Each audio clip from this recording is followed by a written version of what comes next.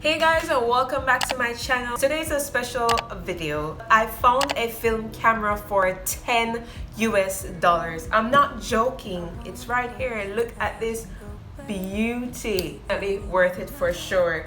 So it's kind of crazy because leading up to when I found the film camera, for the 2 weeks before that, I was thinking like, oh my gosh, I really want to actually start shooting with an actual film camera. I want to start shooting with 35mm film. I want to do it all. I want to. So that was the thought process. One Saturday, I decided to visit the Salvation Army store close to where I am. I was just doing it for the sake of doing it, just hoping, like, you know those YouTubers that go to stores and they find a bunch of film camera stuff?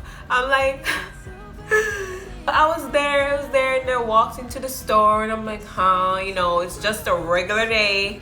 And then I went to the electronic side and lo and behold was this beauty just staring at me. And the way how I was so excited but also surprised, I was thinking like, okay, come out, the cameras, you can come out now, I'm not falling for that. I was like kind of looking around like no one else sees this camera, like, you know. This is the Nikkormat FN camera. Trust me, it probably looks light, but it's probably heavier. Well, it's probably the same weight as my DSLR with a wide lens, my Takina wide lens, which is very heavy. So I came home, I got some vinegar mixed with water with some cotton and stuff and started cleaning down the camera. I can show you how it looked before. It was quite rusty. I did some really amazing TLC on this camera and now just look at it, it's beautiful. So that's just the backstory of finding this camera for only $10 US.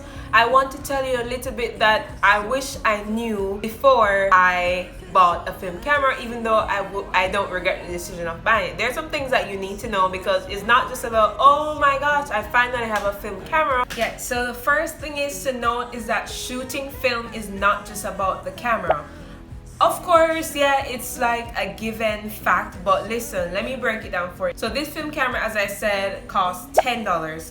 So on the lens right here, it came with the lens, which is amazing, but on the lens right here is a lens filter that I had to buy for $5. So I guess the person that donated the camera also you know, had the camera with the lens, but also donated lens filters. So what the Salvation Army did was to sell the lens filter separately, so each lens filter cost $5. So there were 3 of them that came with this, so I decided only to buy one for $5. So $10 for the film camera and $5 for the lens filter, because I usually use this type of lens filter more than the other ones that they had. They had the yellow one and also the blue one, but I think I may go back to buy it because I'm sure that no one else will buy it. Probably not.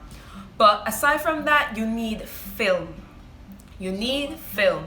So thankfully in that Salvation Army, I found film for $1. I found one roll of unused film for $1. But also I decided to go out and buy my own film on bnh.com because the one that I found in the thrift store, it wasn't the film that I wanted to work with based on the searches that I've been doing about film photography. So I decided to go out online and buy a film roll for $8. It costed $8 and it was the Ektar 100 film roll. Aside from that, there's a battery component here in the camera and you have to buy a battery in order, well, Americans call it battery, in order to use the light meter in the camera, which you can see in here. It basically tells you if your photos are overexposed or underexposed, and that cost about $6. So $8 for the roll of film that I bought, $6 for the battery that I bought, $10 for the camera itself, $5 for the filter itself, and $1 for the other film roll that I actually bought in the Salvation Army store. But aside from that, this is a good case scenario because some other people have bought their camera for more, like $50, $100, $150. So you got to think about that. And aside from that, because this camera was so old, what I had to do was actually fix the light seals in this camera myself. I don't know if you can see the light seals here, but I had to buy a light seal thing in order to fix the light seals here, here, and here, and that costed $12 actually. So yeah, so it ended up costing me an additional $12 in order to actually use the camera. I could have used the camera without fixing the light seals, but when I examined, I'm such a professional now. When I examined the camera, the light seals were basically gone. Even the mirror seal was gone, and I was really scared that if I took photos without the seals, it would break the mirror or there would be a lot of light leaks in my photos. Yeah, so basically it's not just about the camera. Like if you're buying an old camera, maybe you need to not just fix the light seals, maybe your light seals is in good condition, but maybe you need to fix other things, like I don't know, replace something. So think about that as well. And definitely to do film photography, you have to have film rolls, so you have to think about buying that as well, and they aren't super cheap. Before doing film photography, I thought that, you know, I could find a pack of 20 or 25 35mm rolls for $20, $1 a piece, and I'm talking US dollars, but no. And in addition to that, think about developing the film, especially if you're doing color film. Think about how much it's gonna cost to actually see your photos, you know, have the film developed.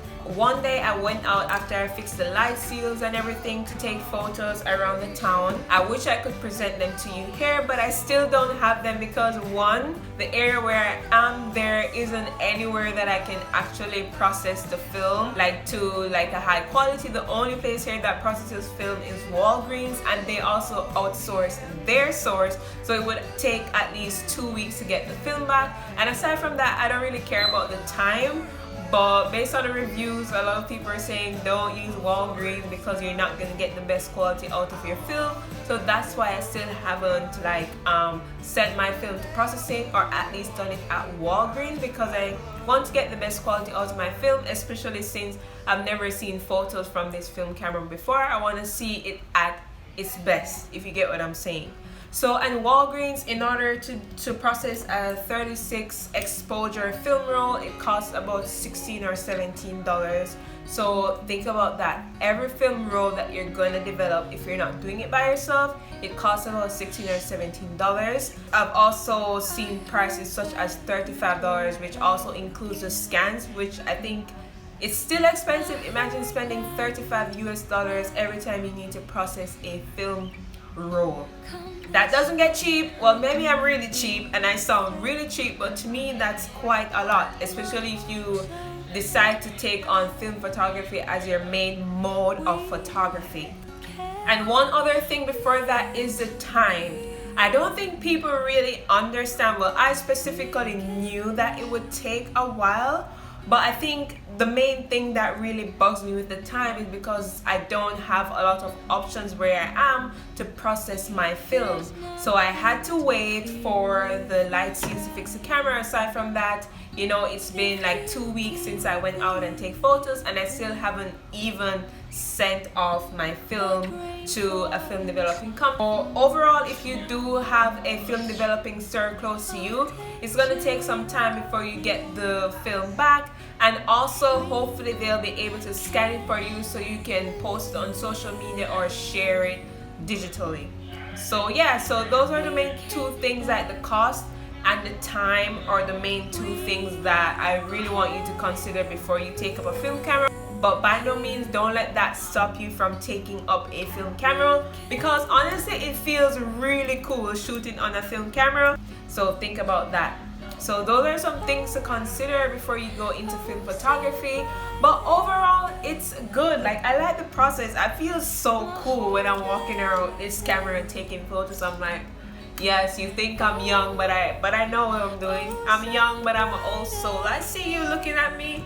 Yeah, so I really like walking around with the camera and taking pictures. And yeah, thanks again for coming to another video. I can't believe I'm actually doing this YouTube thing. It's crazy that this is probably, I'm almost close to my 15 video landmark, which is crazy. But thanks again for supporting the channel. I really appreciate you guys. And don't forget to like, share, and subscribe. Like, come on, subscribe. And I'll see you in another video, guys. Bye.